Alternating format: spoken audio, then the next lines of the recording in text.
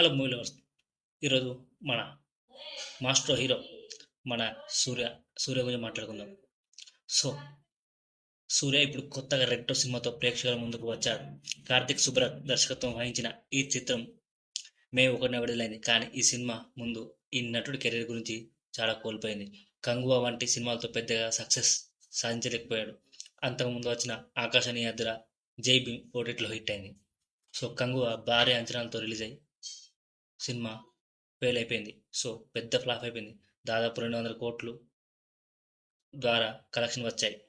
So దాదాపు 500 కోట్లు expect చేశారు. కానీ ఆ సినిమా కంగువా 2 నాకు తెలిసి ఉండదు. ఆ సినిమా ఫ్లాప్ అయిందని చెప్పాలి. సో కార్తిక్ సుబ్బరాజ్ జిగర్ తండా ఫిల్మ్ డైరెక్టర్. జిగర్ తండా 2 కూడా తీశాడు. పేట మూవీ తీశాడు. సో ఇలా పిజ్జా ఇలాంటి మంచి మంచి సినిమాలు ఉంది. కల్ట్ సినిమాలు తీస్తాడు. సో ఇప్పుడు ఆయన డైరెక్షన్లో వచ్చిన రెట్రో కూడా నెక్స్ట్ లెవెల్లో ఆ మేకింగ్ అని కొత్తగా ఉంది. సో అప్పటి డీటెయిల్స్ చాలా బాగా హ్యాండిల్ చేస్తాడు. ఈ సినిమా ఎలా ఉందో ఇప్పుడు చూద్దాం. సో కథ: రౌడీ అయిన తిలక్, జోజు కార్తిక్ పెంపుడు కొడుకుగా ఉన్న పార్వెల్ సూర్య చిన్నప్పటి నుంచి నవ్వే సామర్థ్యం లేని పార్వెల్స్ పెద్దవాడైన తర్వాత కూడా నవ్వకుండా జీవించేవాడు. రుక్మిణి పూజ హెగ్డే జీవితంలోకి వస్తుంది. కానీ గోల్డ్ షిప్ అనే డీల్ విషయంలో తిలక్, పార్వెల్ మధ్య కొన్ని ఫైటింగ్ సన్నివేశాలు జరుగుతాయి. అంటే ఒకరినొకరు మనస్పర్ధాలు, ఈగోస్ ఇలా ఏర్పడతాయి.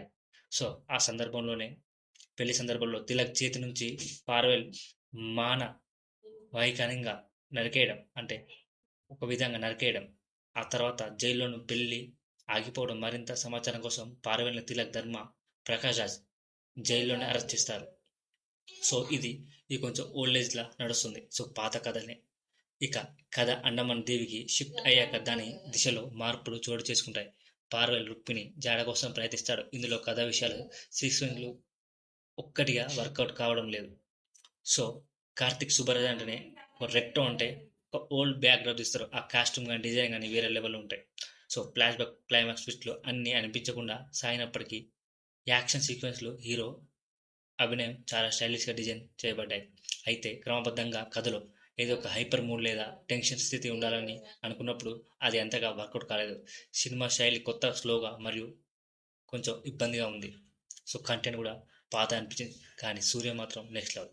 సెకండ్ హాఫ్ వచ్చే క్రమంలో సినిమా మరింత స్లోగా సాగిపోతుంది. హై మూమెంట్లు తగ్గిపోయినట్లు కనిపిస్తుంది. ఏదైనా ప్రధాన ట్విస్టులు కానీ క్లైమాక్స్ కానీ లేకపోతే కథ ఫోకస్లో ఏదైనా పాయింట్ దొరకదు. అయితే ఆఖరిలో కొంత ఆఫ్ హార్ట్ ట్విస్ట్ ప్రేక్షకుల్ని ఆకట్టుకోవచ్చు. సంతోష్ నారాయణ్ మ్యూజిక్.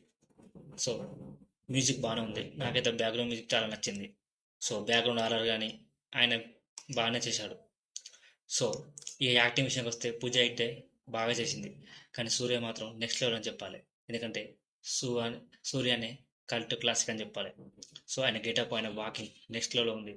సూర్య నటిలో ఎమోషనల్ టర్నింగ్ మరియు అగ్రెషన్ చూపించిన సీన్లలో మెప్పించాడు. కానీ పూజ అయితే కూడా తన పాత్రలో ఇంపాక్ట్ చూపుతుంది. ముఖ్యంగా ఎమోషనల్ సీక్వెన్స్లో ఆమె పెర్ఫార్మెన్స్ చాలా బాగుంది. జోజు జాట్, ప్రకాష్ రాజ్, నాజర్ వంటి కీలక పాత్రలు పెద్దగా ప్రభావితం చేయలేకపోయాయి. సో రెట్రో చిత్రం కమర్షియల్ పెద్ద వర్కౌట్ ఏమో మనం చూడాలి. కానీ కాస్త ఎక్కువ నిడివి, స్లో నరేషన్ కథలో కొంచెం ఇబ్బంది ఉంది.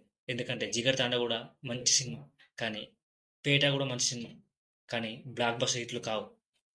సో కార్తిక్ సుబ్రత్ తీసిన సినిమాలన్నీ మంచి కల్ట్గా ఉంటాయి, కానీ ఇండస్ట్రీ హిట్లు మాత్రం ఇంతవరకు కొట్టలేదు. ఈ సినిమా కూడా అదే కోవలోకి వస్తుంది. సో మీరు సూర్య ఫ్యాన్స్ అయితే తప్పకుండా ఈ సినిమా చూడండి. ఇది ఒక 90s 80s బ్యాక్డ్రాప్లో ఉంటుంది కాబట్టి, రెట్రో బ్యాక్డ్రాప్ కాబట్టి చూడండి, మీకు నచ్చుతుంది. సో ఈ ఛానల్కి కొత్త వర్షం లైక్ చేయండి, షేర్ చేయండి, సబ్స్క్రైబ్ చేయండి.